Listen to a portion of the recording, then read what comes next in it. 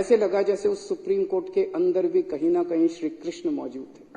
ऐसे लगा जैसे वहां सुप्रीम कोर्ट के अंदर भी भगवान मौजूद थे। ऐसे लगा जैसे चीफ जस्टिस ऑफ इंडिया के अंदर भगवान बोल रहे थे। जिन लोगों को लगता था बीजेपी हार नहीं सकती, भगवान ने दिखा दिया कि अगर चंडीगढ़ के मेयर का चुनाव हार सकती है तो बीजेपी देश का चुनाव भी हार सकती है। जो लोग द्रौपदी का चीर हरण करने आए थे, जो लोग भारतीय जनतंत्र का चीर हरण करने आए थे, भगवान श्री कृष्ण ने उनको पूरे देश के सामने उनका चीर हरण करके छोड़ा। 30 जनवरी को चंडीगढ़ में मेयर का चुनाव हुआ। सुबह वोटिंग पड़ी। वोटिंग पढ़ने के बाद एक प्रिजाइडिंग ऑफिसर था, पीठासीन अधिकारी अनिल मसीह, इन्हीं का आदमी था। अनिल मसीह तो मोहरा है, पीछे तो वो है, उन्हीं का आदमी था। उस दिन इन लोगों ने तय किया कि आज उस हॉल के अंदर द्रौपदी का चीर हरण करेंगे। उन लोगों ने, इन कौरवों ने तय किया कि आज हम जनतंत्र का, भारतीय जनतंत्र का चीर हरण करेंगे। पूरी प्लानिंग करके आए थे। उसने तय किया कि मैं असली वोटों के ऊपर उनको ठप्पे मार मार के, डिफेस कर करके उनको इनवैलिड घोषित कर दूंगा और हारे हुए को जिता दूंगा। अब वहां पे श्री कृष्ण जी पहुंच गए द्रौपदी का चीर हरण रोकने के लिए। उस कमरे में दिखाई नहीं दिए किसी को, दृश्य थे, लेकिन थे वहां पे।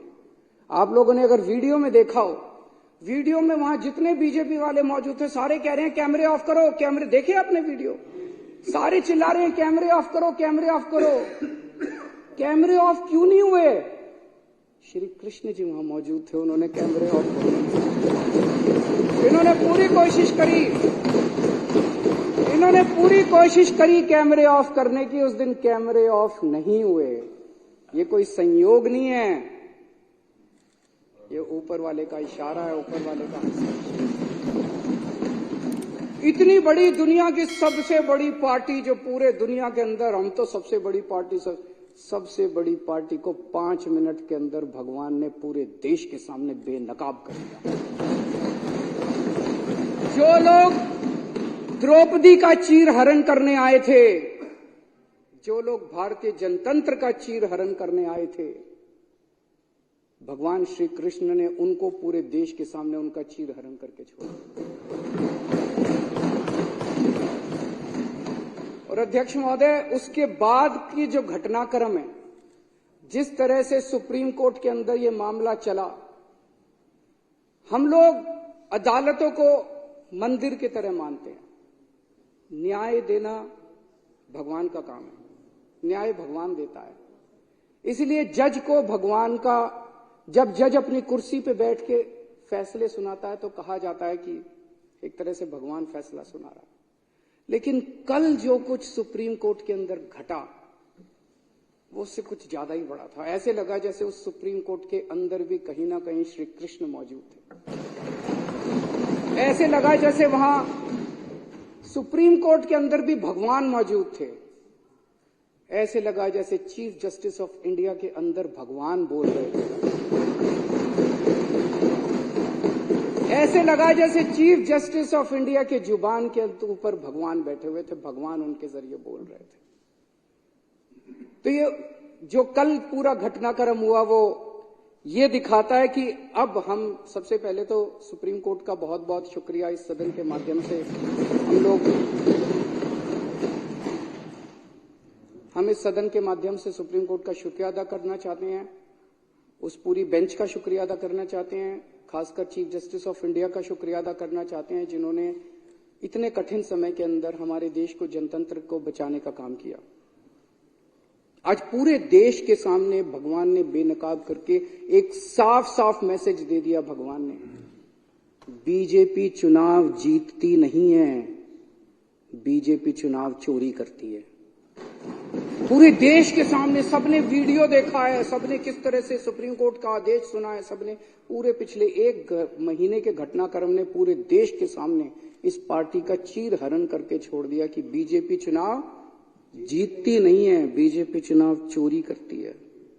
ये कोई संयोग नहीं है कि एक छोटा सा चुनाव, चंडीगढ़ के मेयर का चुनाव क्या होता है, कुछ भी नहीं होता। हमने तो ऐसे सोचा था उस दिन कि ऐसे ही हो जाएगा। हमें तो एक छोटे से चुनाव ने पूरे देश के अंदर सारे देश को हिला दिया। कुछ ना कुछ तो भगवान बताने की कोशिश कर रहे हैं, संदेश देने की कोशिश कर रहे हैं। तो भगवान का संदेश है, मैं आ गया हूं।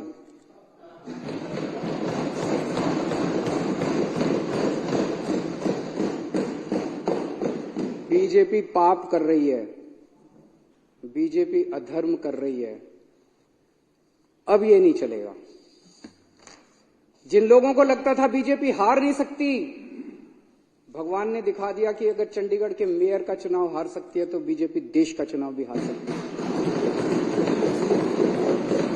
भगवान ने पूरे देश को एक कॉन्फिडेंस देने की कोशिश करी है कि हिम्मत मत हारो, खड़े हो। तुम लोग एक बहुत बड़े देश के निवासी हो। भारत के लोग एक बहुत बड़ी संस्कृति, हमारा कल्चर 3000 4000 साल पुराना है। डर के मत बैठो, खड़े हो। आप अपना कर्म करो, तुम लोग अपना कर्म करो। कई लोगों को इस देश के अंदर लगता है कि अब तो ईवीएम में गड़बड़ी हो गई, वोट डाल के क्या फायदा है। भगवान कह रहा है बिल्कुल नहीं, वोट डालने जाओ, ईवीएम को मैं संभाल लूंगा। सारे जने वोट डालने जाओ, कोई बिना वोट के मत रहना। वोट डालने जाओ, आवाज उठाओ, प्रदर्शन करो, इनके खिलाफ खड़े हो।